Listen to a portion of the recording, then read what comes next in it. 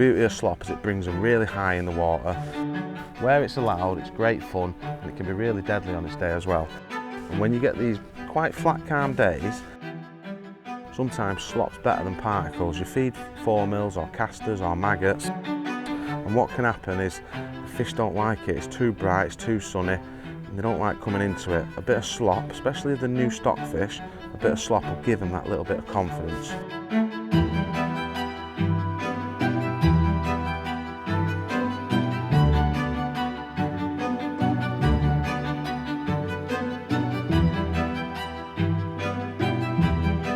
As soon as I throw a ball of ground bait in now, the fish will show themselves. You'll see little boils. See there how they're coming out of the water for the actual bait.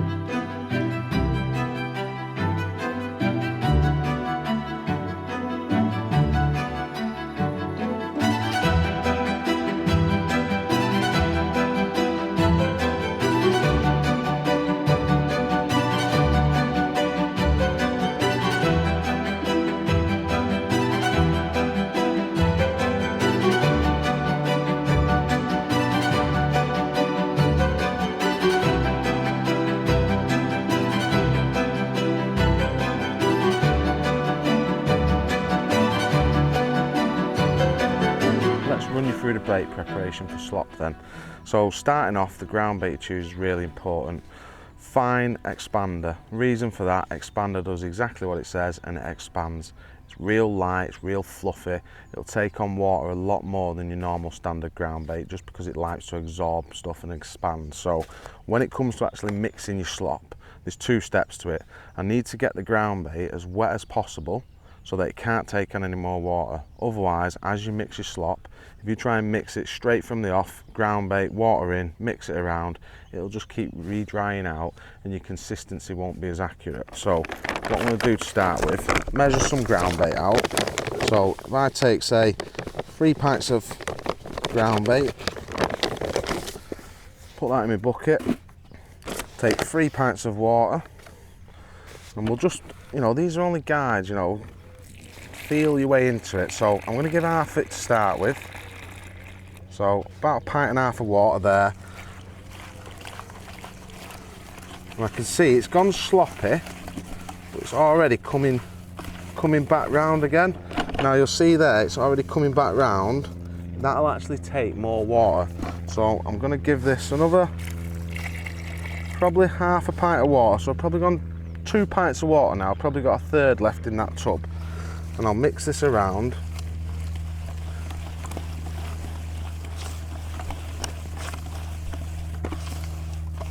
And again, you can see there, it's still sort of stuck together. I want to get it almost a sloppish texture, so I'm going to give it this last little bit. So another pint of water towards the end.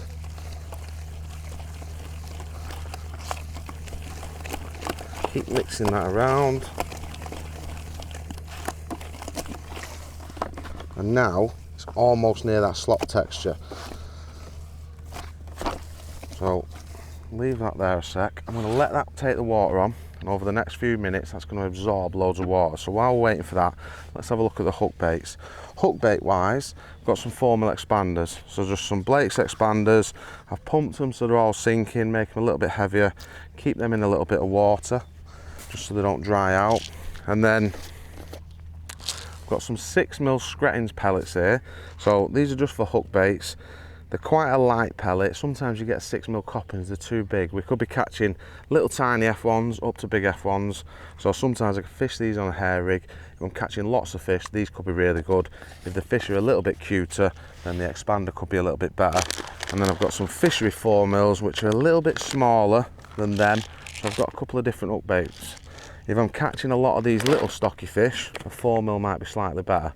If I'm getting a few of the better stamp fish, the 6-mil might be better. And what I can also do, if you're fishing a pleasure session, if you're chucking a lot of slop in, you can be feeding a lot of ground bait. You could use up to 2 kilos sometimes. With your 4-mil pellets, sometimes I can hook a fish, just give them a few 4-mils, and that'll just keep them in the area as well. So you can sort of fish pellets and a bit of slop, but sometimes the pellets can drag them down to the bottom. The beauty of slop is it brings them really high in the water, and when you get these quite flat, calm days, no ripple, sometimes slop's better than particles. You feed formils or casters or maggots, and what can happen is the fish don't like it. It's too bright, it's too sunny, and they don't like coming into it. A bit of slop, especially the new stock fish, a bit of slop will give them that little bit of confidence. Right, so give that a couple of minutes. I'll probably leave this a little bit longer if I had the time, but just for purposes of this, you can see there, it's almost gone like a bit of a cake mixture. So that means now it's not going to take on any more water. Now, you could try and pass it through a riddle if you wanted to, but you don't really need to. As long as you get enough water into that mix so you know it's not going to take any more, you're absolutely fine. And then what I'll do is I'll take a bucket and I'll put some slop into it, so maybe, you know, half a pot if you like, half a pint and a half of slop, and then I'll start to add water to this. So a bit more water, and then I get sort of 2 fingers and I just work it round, get into all them corners, just lift it up so you can see, just keep working this round now. The longer you can leave that ground bait, the more you're going to know that it's not going to change its consistency. Now it's really fine anyway, so there's no lumps in that. Because you're mixing it into a slop, you almost want it, almost reminds you of worm slop a little bit, so you can roll it about. It's a little bit like jelly. It'll come away from the pot on its actual own like that, and that's the sort of consistency and texture we're looking for. So just work it round. Now if your slop's too dry, what happens is it doesn't cloud instantly on impact, and if it's too wet, it breaks up instantly on impact. So there's a fine balance here between getting your slop the right consistency, because you don't want the fish this deep, you don't want them inch deep crawling out the water. If they're doing that, they become hard to catch. You actually want to try and catch the fish anywhere between 6 and 10 inches deep. If it's too dry, what happens is it hits the water and it sort of goes down in a trail, and the fish might end up at like 15 inches deep, and then they're going to be harder to catch. So not too sloppy, not too stiff, just try and find a nice balance. You should be able to pick a little ball of slop up, roll it in your hand, it should form a little bit like jelly. When you throw that in, then it'll hit the water on impact. Most of it will come off on impact, and then most of it will start to break up and it'll be disintegrated by, say, 12-15 inches deep. So you're trying to catch the fish really high up in the water when you're doing this. I can roll it in my fingers, throw a little ball in, it'll hit the water on impact, open up. Another good little tip is to have a bit of water on your side tray, because if it's dry and you're dipping your hands in that ground bait all the time, sometimes it can stick to your fingers a little bit. So what I like to do is keep my hands nice and clean. A little dip of the water, sometimes I'll just flick the water off, and when I pick my slop up, that means that it's not going to stick to my fingertips. I can roll it round, throw it in, and then I can wash my hands off and I'm nice and clean. Otherwise it can start to get a bit messy. You have slop all over your clothes and stuff. It's just nice to have a fresh little bit of water there. So that's how I'd mix my ground bait. If this starts to dry out throughout the day, I can just literally add a little bit of water to it and work it. But what I know is that the consistency is going to stay pretty even now, because I've got all that water into my mix. The initial mix has took that water on. You know, it's not going to be like a fluffy ground bait. I've already done the hard work. I've got 95% of this water that this ground bait will take on before it turns into a slop. So quite simple, no need to riddle it. I've riddled it in the past and I've done different ways. The main thing with this, when you're using this crushed expander, is that you get as much water into it first and then add it to your slop. Right, let's have a little look at the rigs then that we're going to use today. Very simple, because most of your fish are going to get caught quite high up in the water. So my puller bung there is at 12 inches. You can see there I've set my rig about 10 inch. Most of the fish are going to come right high up. I've got 2 different rigs. They're both cookie, carbon cookie floats. One's got 2 number 10s, so they're 0.1 of a gram. And then on this other one, it's 0.15, 0.15, so that takes 4 number 10s. This one's got a banded hair rig on, so I can fish a 4 or a 6mm pellet on that. And then this one's got a spade on, so I can fish an expander if need be. You can also fish other baits like maggots and stuff on this. And then I've got a little bit of a longer line here, just for the reason, when I throw my ball of slop in, if it lands a foot to the left, I can just flick it onto that. And also it keeps the pole tip away from the fish. I've got my Sky kits today, which whether it helps or not, I'm not 100% sure. But we're trying to stack all the odds in our favour. The fish are coming right high up to the surface, sometimes inches deep, and what I don't want is be spooking them by having a really short line. So I've gone for grey hydroelastic in this. That just depends on the venue you're fishing. If the fish are quite small, you might want a little bit softer one, but there is some 2, 3, 4 pound F1's in here and they pull a little bit, so mixture of everything. I'll catch a lot of small fish today. There's a lot of new F1's gone into this lake, which is one reason why slop can be really good, and also there's a few better ones. So I've just gone for the side of heaviness. I've gone a bit more heavy, get the fish under control. Grey hydro, perfect. 017 main line. And then underneath this, I've got 013 hook length. On this particular rig with a band, a little bit more durable. 017, I've got 015 hook length to a 16's SLWG. Eyed version of that. Little micro band, and I'm just going to mount, like I said, a pellet on that. And that's it really. Dead simple, both on short kits. See what's best. If the fish are a little bit funny, sometimes that lighter falling rig with an expander can catch them. If not, sometimes the heavier rig can be better, because sometimes you'll throw your bait in and the fish will come up for that slop and they'll be pushing the water everywhere. So sometimes that slightly heavier dibber is better. But for this style of fishing, pretty much use dibbers for everything. So let's have a little fish and I'll show you how to catch them. Right, so I'll run you through some of the fishing.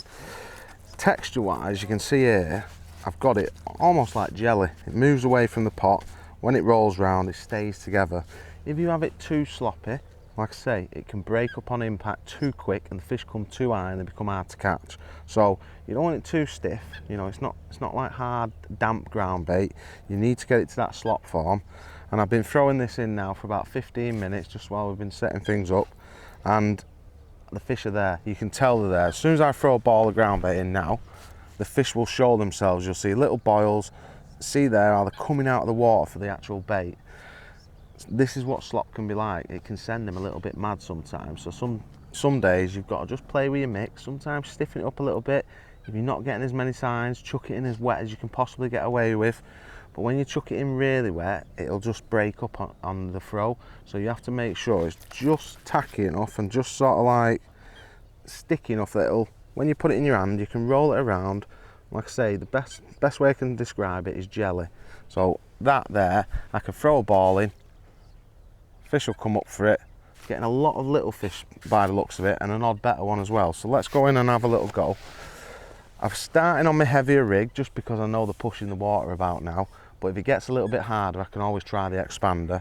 So I've got that little 6mm skretting pellet on the hook. I'm set about 8 inches deep. I've got that longer line so I can just swing it wherever the ball of slop lands. What I like to do is once I start fishing, I put my top kit together, and you want to do this within range of throwing. Now check with fishery rules, make sure you're allowed to do it. Here at Lindholme you can do this when you're pleasure fishing, but in match situations you're not actually allowed to throw it. So just check with the fishery and make sure that you can actually throw ground bait. If you can't, you then got the option of potting it or fishing pellet shallow and other methods, but where it's allowed, it's great fun and it can be really deadly on its day as well.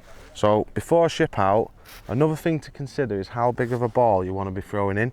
If you throw a massive ball in, there's going to be more fish rise up for it.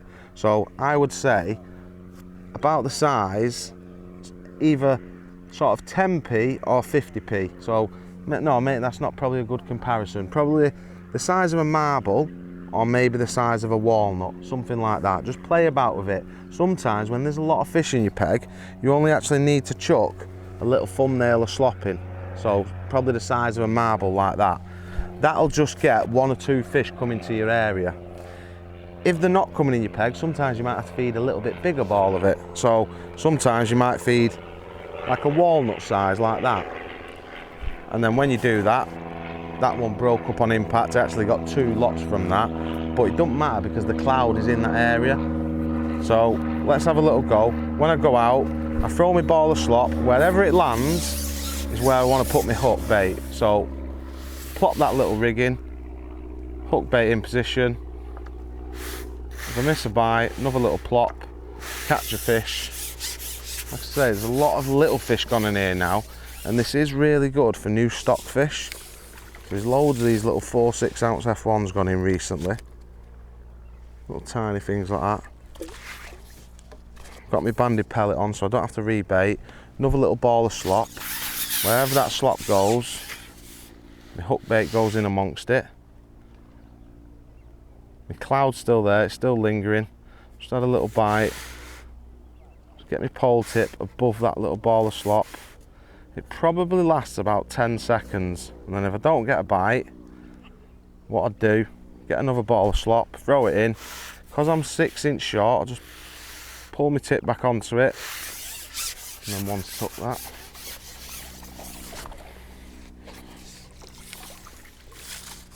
so as I've been feeding this, I have seen a few better fish rise up, but this is where you might be scared of that pole tip. So that longer line does help a little bit. So I'm just going to throw another ball of slop in, ship my rig out, plop it into that little ball of slop. Sometimes it'll just land and instantly come out. There we go.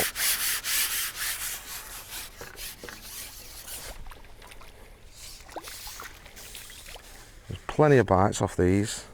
These will be all the little ones that are swirling, plus an odd better one. Get another ball of slop. It's about getting into a rhythm from here then. You want to feed that slop as regular as possible. Keep that cloud going through the water. And this will work for any stamper fish. Like, it is great for new stockies like this, but the bigger ones will have it as well. So my hook bait's fine, in position. Actually, it's not fine. It's just wrapped around my hook, so just pull that back. Get another little ball of slop, feed that, plop my rig in the middle of it. It's such an easy way of fishing, but like I say, it's deadly on its day. When you've got a flat calm day like this, it just allows you to create that little bit of a cloud. It just gives the fish confidence to come right up in the air and try and catch them shallow. So at the moment, there's loads of little stockies there. Hopefully we'll start to get amongst a few of the better fish. Probably not helping that we're the only ones on this side of the lake today. There's a few pleasure anglers over there, but basically we're going to be dragging all these little stockfish in as well.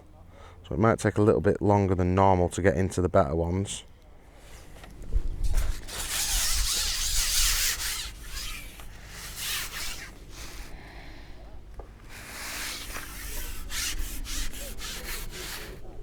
So there we go, that's probably after about 15 stockies, I finally just hooked my first better fish. And these are what you're after, these are what are going to bump your weight up. It's not one of the massive ones, but obviously it's probably worth 3 or 4 of them stockies. You know, match situations, these are definitely the fish you're going to want to catch. There's nothing you can actually do to try and target these on slop. You just got to wait for them to arrive in your peg. It's pulling a little bit. Come on. This is why you want that grey hydro. So you can get a bit more control on them, because they do fight hard in this lake. So it's probably £2. Might be worth maybe even 5 of them fish, but like I say, there's nothing you can do to sort of, you can't make your slop sloppier or make it stiffer. That's not going to attract the bigger fish. The bigger fish are just naturally going to turn up. So keep fishing it, keep ploughing through them little small fish, you know, the smaller stockies. Just take what you can basically, and then hopefully towards the end of the day, once you've been doing it for a while, then bigger fish will start to push them out naturally anyway.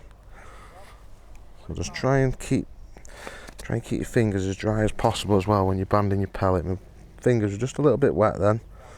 Just makes banding that pellet a little bit harder. So just mount that onto there. Say a little 6mm skretting. There's no need to try the expander at this point because they're taking a 6mm hard pellet. So it's just quicker as well fishing like this. So ball of slop in. Just keep going through the motions. It's such simple fishing. I can't stress how easy it is. The only thing you've got to learn to do is improve your accuracy when you're throwing, and that just comes with practice. Back into them stockies now. And I'll just keep catching these, keep catching them till them better fish turn up. You know, don't think, oh, I'll try a bigger pellet or anything like that. When them bigger fish are there, they will take it. When they're not, you just keep catching what you can. So a little ball, probably feeding like a walnut size of ground bait now, because I feel like if I feed just a little, you know, thumbnail of it, I'm probably not going to attract any bigger fish. So I'm feeding a little bit bigger ball, and I'm probably feeding it every sort of 20 seconds. So if I don't get a bite there, I'll just draw it back into my slop. There we go. It's so important to be right in the middle of that ball of slop, because they'll come, and that's another reason why it's so good slop, is because you're so accurate. You know, even if you have a miss throw and it goes a foot to the right, you can just drop your rig on that little spot. So you're always within a little tiny area of where the fish are coming up for your bait. When you're loose feeding bait, obviously it spreads over a bigger area. With slop, it's like, that's where it splats on the surface. That's where you drop your rig. You're fishing in a little zone like that. So again, slightly bigger stamp fish, not massive. You know, probably £1, maybe £1.2. But again, worth a couple of them stockies. He's actually nabbed me pellet, so pellet back on. The only thing, just like any type of shallow fishing, the only thing I've got to consider now is what my best depth is. If I go deeper, at the moment I feel like I'll just be missing too many bites. And if I come too shallow, so say I fish like 6 inches shallow, even though you can see an odd fish, they might not actually be taking your bait at that depth. So at the minute I'm probably about 9 inches deep, and that seems to be about best. You can see now I'm fishing really shallow. Fish have come right up. Seems to be a few bigger ones coming up near the surface. There we go. When I go a bit deeper, I seem to be getting the smaller ones. So when I said there's not much you can do in terms of, you know, trying to target the better fish, there isn't with your feed. You know, you've got to keep chucking that feed in, but it's noticeable that the better ones are showing themselves higher up. These crafty things are coming literally within inches deep. You can see here, I'll just get hold of him, get him down. You can see how shallow I've had him there. My hook length plus my flow, I'm probably 6 inches deep. And he's probably £3. So then better fish will come right to the surface sometimes. Other days they'll just sit 10 inches deep and you'll catch them there. But what I've got at the moment is so many stockies coming in the peg. If I go any deeper, they're getting a look in. When I fish really shallow, as soon as that ball hits the water, the fish are like straight onto it, coming inches deep, and then everything below it seems to be a stocky. So at the moment, I'm finding a few better fish, just fishing really, really shallow as my rig may go. I'm still using that slightly heavier hook, and I've still got a bandy pellet on, but just fishing a little bit shallow. Instead of fishing 10 inches deep, I've come to 6 inch, and all of a sudden I'm still getting the stockies, but I'm getting a run of these better ones in between as well as.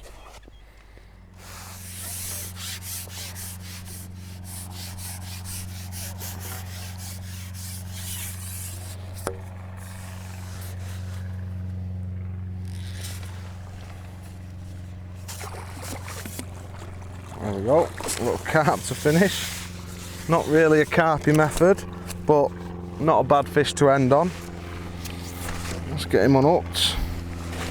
Probably about £3 or £4. I have seen this fish lingering in my peg for the last 20-30 minutes, so he has been coming having a look at that slop. But it's predominantly an F1 method really, but it just shows that you can still catch the carp on it. Let's slip him back. So as you can see there, slop fishing, it's quite a simple method. If you've never had a go on it before, get out there, have a go on it. You only need, like I say, probably a couple of kilo of fine crushed expander, something that clouds up and keeps them fish in the upper layers. Rig wise, doesn't get any easier. Little dibber rig, somewhere between 6 and 10, 12 inches deep, something like that. You're trying to hold them fish in the upper layers. The only time I say it wouldn't work is when it's really windy and it's towing, because your slop will drift then. That's when it's not as effective. If you've got a nice breeze on it like this, absolutely fine. But if you go to lakes and it is towing, then it's probably not as good. You know, I've struggled sometimes. You're probably better fishing particles when it's like that. But You know, real simple method. Hope you picked a few tips up from it and hope you learned something about how to mix it, what rigs you need, etc, etc. So thanks for watching and I'll see you next time.